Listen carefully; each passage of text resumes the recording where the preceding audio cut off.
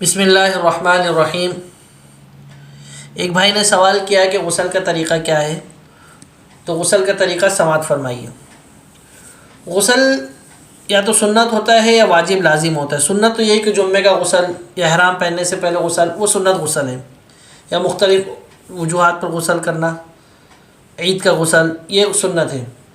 لیکن ایک غسل واجب و لازم ہوتا ہے، وہ جب انسان یا تو ناپاک ہو جائے، سوتے ہوئے احتلام وغیرہ ہو جائے، یا میاں بیوی آپس میں ملوں، اس کے بعد جو غسل ہوتا ہے وہ غسل واجب ہوتا ہے، وہ کرنا ضروری ہے، یعنی انسان جب ناپاک ہو جائے۔ اس کا طریقہ یہ ہے کہ جب غسل کریں تو سب سے پہلے دل میں نیت کر لینی چاہیے کہ اللہ میں پاک ہونے کی نیت کرتا ہوں۔ دل میں یہ نیت کر لیں کہ اللہ میں پاک ہونے کی نیت کرتا ہوں۔ سب سے پہلے دونوں ہاتھوں کو گٹوں تک دھوئیں، نیت کرنے کے بعد دونوں ہاتھوں کو گٹوں تک مسل کے دھوئیں۔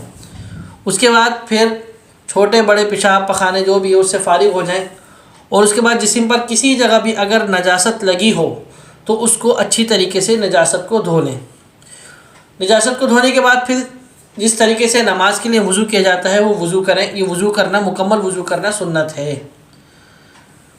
وضو کرنے میں دھیان کریں کہ جو کلی کریں گے، اگر روزہ نہیں ہو تو کلی کے ساتھ ساتھ صحیح سے کلی یعنی غرارہ بھی کریں، یعنی منہ میں پانی ڈال کے غا غا غا غا غا ایسے اوپر دیکھ کے غرارہ بھی کریں تاکہ پانی حلق تک پہنچ جائے۔ غرارہ کرنے کے بعد جب ناک میں پانی ڈالیں تو ناک میں ایسے اچک سے پانی نہیں ڈالنا، اگر روزہ نہیں ہے تو بلکہ ناک میں پانی رکھ کے اوپر کھینچنا ہے، ہلکا سا کھینچ کے نرم ناک کی جو نرم ہڈی اوپر کی ہڈی وہاں تک پانی پہنچانا ہے، اور انگلی سے ناک کو صاف کرنا ہے۔ پھر مکمل وضو کر لینا ہے۔ اس کے بعد پھر سر پہ پانی ڈالنا ہے، 3 مرتبہ مسل کی سر دھونا ہے، پھر سیدھے کندھے پہ 3 مرتبہ پانی ڈالنا ہے، پھر الٹے کندھے پہ 3 مرتبہ پانی ڈالنا ہے، پھر سیدھی ٹانگ پہ، پھر الٹی ٹانگ پہ، پھر پورے جسم میں پانی بہا لینا ہے۔ پانی پورے جسم پہ اس طریقے سے بہانا ہے، مسلنا ہے، دھونا ہے کہ جسم کا کوئی حصہ بھی خالی نہ رہے، خصوصاً ناف کی جگہ، کانوں کے سوراخ، یہ چیزیں جو ہیں انسان کہیں خالی نہ رہ جائے۔ یا عورتیں اگر چٹیا بال باندھی ہوئی ہیں، اگر ناپاک ہو گئی ہیں تو اس کو کھول لیں، زیادہ اچھا ہے، تاکہ جو ہے نا پانی جڑوں تک پہنچ جائے۔ غسل میں بہت ان چیزوں کا خیال رکھنا چاہیے کہ ناپاکی نہ ہو۔ اور دوسرا یہ کہ غسل کے آداب میں سے یہ ہے کہ بیٹھ کے غسل کرنا چاہیے، غسل کرتے ہوئے باتیں نہیں کرنا چاہیے، اپنی شرمگاہ کو زیادہ ہاتھ نہیں لگانا چاہیے، اور زیادہ دیر باتھ روم میں ٹھہرنا نہیں چاہیے۔ جتنا بس دیر وہاں ٹھہر سکتے ہو ٹھہریں، اور باقی اس کے بعد فوراً وہاں سے باہر نکلیں۔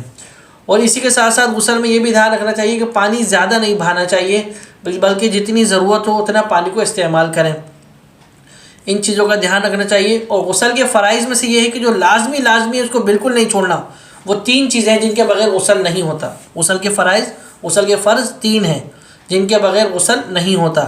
ان میں سے پہلے نمبر پہ کلی کرنا، یعنی غرارِ کلی کرنا، دوسرے نمبر پہ ناک میں پانی ڈالنا، تیسرے نمبر پہ پورے جسم پر پانی بہانا۔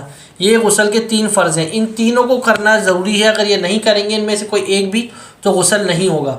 نمبر 1 کلی کرنا، دوسرے نمبر پہ ناک میں پانی ڈالنا، اور تیسرے نمبر پہ پورے جسم میں پانی بہانا۔ اگر کوئی جلدی ہو رہی ہو، پانی کم ہو، کوئی بھی مسئلہ ہو سفر میں ہو انسان، تو یہ 3 کام بھی اگر کر لے تو اس کا غسل ہو جائے گا۔ یعنی سب سے پہلے کلی کرے، ناک میں پانی ڈالے، اور پورے جسم میں پانی بہائے، اس سے جو ہے نا اس کا غسل ہو جائے گا۔ اللہ پاک ہمیں پاک صاف رہنے اور اپنی عبادت کرنے کی توفیق عطا فرمائے۔ وآخر دعوانا ان الحمد للہ رب العالمین۔